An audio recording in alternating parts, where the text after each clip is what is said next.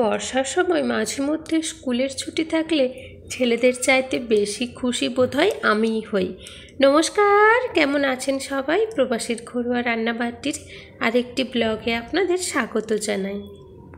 আজ সোমবার আর এখন সকাল 9:30 মতো বাজে। আমার আজকের ব্লগটি এখন থেকে শুরু করলাম। আষাঢ়ে একাদশী উপলক্ষে আজ আমার ছেলেদের স্কুলে সেলিব্রেশন ছিল, সকাল 10টা থেকে 12টা। তো দুই ছেলেরই টিউশন বন্ধ করে আমি আর সেলিব্রেশনের জন্য পাঠালাম না। তাছাড়া মাত্র 2 ঘন্টার সেলিব্রেশন ছিল, সেই জন্য আমার মনে হয়েছে যে টিউশন যাওয়াটাই বেশি ভালো। তো চলুন এখন সারছি রান্না বান্না। আজ বানাবো রুই মাছ দিয়ে কাঁঠাল দানা আলুর ঝোল। তো কাঁঠাল দানাগুলি সেই দেশের গ্রামের বাড়ির থেকে নিয়ে আসা কাঁঠাল দানা। এই কাঁঠাল দানাগুলি আমার বাপবাড়ির গাছের কাঁঠালের দানা। তো একটু আলু সেদ্ধ দিচ্ছি, কুলকে শাক সেদ্ধ করে মাখার জন্য। এখানে সবজি কাটা হয়ে গেছে, সবজি বিশেষ কিছু নেই।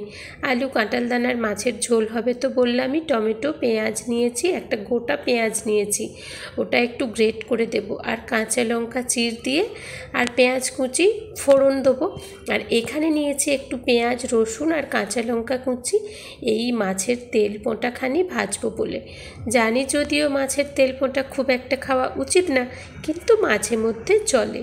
যাক, আমি যতগুলো মাছ রান্নার জন্য লাগবে নিয়েছি। এখন আমি বাকি মাছগুলো চলুন ফ্রিজের মধ্যে তুলে রাখি। আজকের রুই মাছটা দেখে মনে হচ্ছিল ভীষণই টাটকা। তবে আমরা রুই মাছ খুব একটা খাই না, বেশিরভাগ সময়টা নদীর বা সমুদ্রের মাছটাই খেয়ে থাকি। কিন্তু এখন যেহেতু মহারাষ্ট্রে নদী বা সমুদ্রের মাছ ধরা লিগেলিভাবে বন্ধ, তো শুরু হবে ওই জুলাইয়ের শেষ কিংবা আগস্টের দিক থেকে। তো এখন বাজারে সমুদ্রের মাছটা খুব কম পাওয়া যায়, তাই মাঝে মধ্যে নদীর মাছ ছেড়ে ওই রুই কাতলার পায়েই পড়তে হয়। যাক, এইদিকে আমি কুলকে শাকটা দেখুন বেশ কিছু সময় লবণ আর উষ্ণ কুসুম গরম জলে ভিজিয়ে রেখেছিলাম। যেহেতু বর্ষার সময় শাক পাতার মধ্যে বেশি পোকামাকড় থাকে কিংবা বর্ষার সময় অনেকেই শাক খেতে চান না, এইরকমভাবে লবণ জলের মধ্যে ভিজিয়ে যদি শাক পাতা পরিষ্কার করা যায় তাহলে আমার মনে হয় অনেকটা রোগ জীবাণু মুক্ত হয়। তো এদিকে আমার ছোট ছেলে অনেক আগেই টিউশন থেকে বাড়ি ফিরে টিফিন সেরে নিয়েছিল ধোকলা। চলুন এখন বড় ছেলে টিউশন থেকে ফিরেছে, ওকে কিছু ধোকলা দিয়ে দিই টিফিন করার জন্য। আর এদিকে আমার চারিদিকের গাছপালাগুলো আপনাদের আমি সবসময় দেখাতে থাকি যে একেবারে সবুজ হয়ে উঠেছে। রান্নাঘরের এই ছোট্ট টগর গাছটিতেও দেখুন বেশ ফুল এসেছে। তবে আমার গাছগুলি কয়েকদিন থেকেই দেখে মনে হচ্ছিল যে একটু সার দিতে হবে। আজ ভাবছি যদি সময় পাই গাছগুলিতে একটু সার দেব। এদিকে বর্ষার লিলি কিংবা ঘাস ফুলেরও কুড়ি এসেছে। অনেক আগের থেকেই গাছগুলিতে বেশ ফুল হচ্ছিল, এখন কয়েকদিন হলো ফুল বন্ধ ছিল, আবার শুরু হয়েছে। তো যাই হোক, এখানে কাঁঠাল দানা আর আলুগুলি লবণ আর হলুদ দিয়ে মোটামুটি খুব ভালো করে নেড়ে নিয়েছি। এইবার চলুন পরিমাণ মতো লঙ্কার গুঁড়ো দিয়ে হালকা নাড়াচাড়া করে নিয়ে এবার পরিমাণ মতো জল দিয়ে তরকারিটা ফোটার জন্য রেখে দেব। যেহেতু আমাদের বাড়িতে সবাই একটু বেশি ঝোল পছন্দ করে, তাই জন্য জলটা একটু বেশিই দিলাম। তো মোটামুটি এখানে আমি আজকের তরকারিটা একটু ঝালঝাল বানাবো। আর যেহেতু আমার এখানে কাশ্মীরি লাল লঙ্কার ব্যবহার করা হয়েছে, সেই জন্য রঙটা আরও বেশি লাল হয়েছে। এদিকে আমার ছোট ছেলে যেহেতু আজ স্কুল নেই, টিউশন থেকে ফিরে টিফিন সেরে আর সোফার মধ্যে শুয়ে ঘুমিয়ে পড়েছে।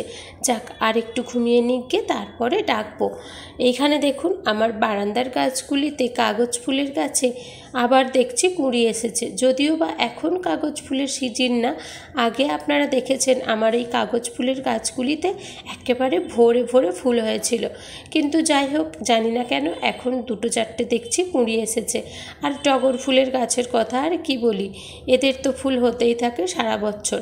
আজকে আবার দেখছি একটা সাইডে একেবারে ফুল হয়নি গো।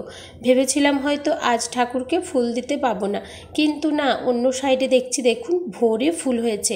ও মা, এই ডগটাতে আবার দেখুন এত সুন্দর ফুল হয়েছে যে এইটা দেখতে সবচাইতে বেশি সুন্দর ছিল, চোখ সরানোই যাচ্ছিল না। চলুন এখন দেখি তরকারিখানা। তরকারিটা সেদ্ধ করে নেওয়ার পরে নর্মালি যেমন ফোড়ন দেওয়া হয়, ফোড়নের জন্য তো লঙ্কা, পেঁয়াজ, টমেটো কাটাই ছিল, আর 5 ফোড়ন তেজপাতা দিয়ে ফোড়ন দিয়েছি। ফোড়নের পরে ভেজে রাখা মাছ আর 1 চামচ জিরে সর্ষে বাটা দিয়ে তরকারিটা আরও ভালো করে ফুটিয়ে নিলাম। নামানোর 2 মিনিট আগে গোটা পেঁয়াজটা গ্রেট করে দিয়ে দিলাম। কাল নিরামিষ খাওয়ার পরে আজকের মাছের ঝোলটা একটু বেশি সুস্বাদু লাগছে। মাছের ঝোলটা আজ সত্যিই ভীষণ সুস্বাদু হয়েছিল। ওর পরে শুধু লবণ দিয়ে কুলকে শাকটাও সেদ্ধ করে নিয়েছি। এখন তেল পোঁটাটা ভাজলাম। তেল পোঁটাটা আমি এমনইভাবে ভেজেছি, দেখুন একেবারে শুকনো শুকনো। চলুন আপনাদের দাদা ভাইয়ের লাঞ্চ বক্স প্যাক করে দিই। ও মা, এদিকে দেখছি আমার ছোট ছেলে ঘুম থেকে উঠে বেশ কিছুক্ষণ আগেই বাথরুমে গিয়েছিল। ও দেখছি পুজো সেরে নিচ্ছে। ফুল তুলেছ? ফুলগুলো তুলে নাও। টিউশন থেকে ফেরার পরে ও একটুখানি ধোকলা খেয়ে বাকি ধোকলাটা ওর দাদার জন্য বাঁচিয়ে রেখেছিল। এখন পুজো সারতে না সারতেই ও বলছে যে মাম্মি আমায় খেতে দাও, খিদে পেয়েছে। সত্যি বলতে খিদে তো হয়তো একটু পেয়েছে, কিন্তু ছেলেটা আমার বড্ড মাছ প্রিয়সী। কাল যেহেতু রবিবার ছিল, একাদশী উপলক্ষে আমাদের বাড়িতে নিরামিষ রান্না করেছিলাম। তবে অবশ্য একাদশী আমরা করি না, পাছা একাদশী ছিল তাই জন্য। তো আজ মাছের ঝোল দেখে ওর একটু খিদেটা বেশি তাড়াতাড়ি পেয়ে গেছে। ওকে খেতে দেওয়ার পরে আমি স্নান সেরে নিয়েছি। এখন আমার আর সেই রকম বেশি কিছু কাজ নেই, তাই ভাবছি কালকের নিয়ে আসা বাজারগুলো এখন একটু গুছিয়ে গাছিয়ে রেখে দেবো। বড় ছেলে এখন স্নান সারছে, ভাবছি ওর স্নান সারা হলে তারপরে ও আর আমি একসঙ্গে খেয়ে নেব। এদিকে দেখুন, এইখানে বাজারের দোকানে খুব একটা বড় মটরটা পায় না। তবে অনেক সময় দোকানে গিয়ে যদি বলি যে পানিপুরিওয়ালা বটানা দাও, তাহলে কিন্তু এই মটরটা পাই।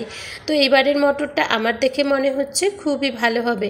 আর আমাদের বাড়িতে ঘুগনিটা মোটামুটি সবাই বেশ পছন্দ করে, তবে ঘুগনিটা বানালে একেবারে এক কড়া ভর্তি বানাতে হয় আমাকে। যাক, এদিকে ছোট ছোট বেশ কিছু বিস্কিট নিয়ে আসা হয়েছে, যেগুলি আমার ছেলেরা কখনো সখনো স্কুলে নিয়ে যায়, কিংবা ছোটোখাটো খিদে পেলে বিস্কিটের প্যাকেটগুলি ওরা খুলে এমনিই খেয়ে নেয়। আর এখানে বেশ কিছু লুজ মশলা নিয়ে আসা হয়েছে, তার মধ্যে রয়েছে জিরে, পোস্ত, সর্ষে, জোয়ান ইত্যাদি। তবে এখানের লুজ মশলাগুলো বেশ ভালোই পাওয়া যায়। যাক চলুন, বাজারপত্র তো গুছিয়ে নিয়েছি, ওর পরে খাওয়া দাওয়া সারলাম। জামা কাপড় আজকে কিছুই কাচাকুচি ছিল না, কেননা কালকে অনেক জামা কাপড় কেচেছিলাম। এখন ওইগুলি উল্টে পাল্টে শুকিয়েছে কোনটা আর কোনটা শুকায়নি সেটা দেখে নেওয়ার পালা। এই বর্ষায় কমফোর্টও ফেল, কেননা মুম্বাইতে আমরা যারা থাকি আমরা বুঝি যে বর্ষার সময় কত দিনের পর দিন সূর্যই দেখা যায় না। এখানে এখন হঠাৎ করে চোখ গেল আমার ছোট ছেলের ওপর। 2 ছেলে ভাত খাওয়া দাওয়ার পরে স্কুল নেই, তাই জন্য একটু ঘুম দিচ্ছে। আমার ছোট ছেলে দেখুন, ও সবসময় ওর নতুন জিনিসগুলো এইরকমভাবেই আগলে রাখে। যখন ও ঘুমায় তখনও নয়তো পরে শোবে, নয়তো নিয়ে শোবে। ও ভাবে যে ওর জিনিসগুলো কেউ হয়তো আগে ভাগে পড়ে নেবে, ওকে তখন পুরানো জিনিস পড়তে হবে। তবে এই রকম মজার স্মৃতিটা যে আমার নেই এরকম খুব একটা নয়। ছোটোবেলায় আমিও বেশ কিছুটা এইরকমই ছিলাম। আমিও ভাবতাম যে আমার নতুন জিনিসগুলো হয়তো আমার ভাই বোনেরা পরে নিলে পুরানো হয়ে যাবে, তারপরে আমি পুরানো জিনিস পরবো না বাবা, তার থেকে আমার জিনিসটা আমি আগলেই রাখি। যাক চলুন, আজকের এই ছোট্ট ব্লগটি আর বাড়াবো না। আজকের এই ছোট্ট ব্লগটি এখানেই শেষ করছি। আমার আজকের এই ব্লগটি আপনাদের কেমন লাগলো পারলে একটি কমেন্ট করে জানাবেন, ভালো লাগলে একটি লাইক করে দেবেন। সবাই ভালো থাকবেন, সুস্থ থাকবেন। এতটা সময় আমার সঙ্গে থাকার জন্য অনেক ধন্যবাদ জানাই। আপনাদের সঙ্গে খুব শীঘ্রই দেখা হচ্ছে একটি কোনো নতুন ব্লগ নিয়ে। আবারও একবার বলি, সবাই ভালো থাকবেন, সুস্থ থাকবেন, সাবধানে থাকবেন। খুব শীঘ্রই দেখা হচ্ছে পরের একটি ব্লগ নিয়ে। ধন্যবাদ।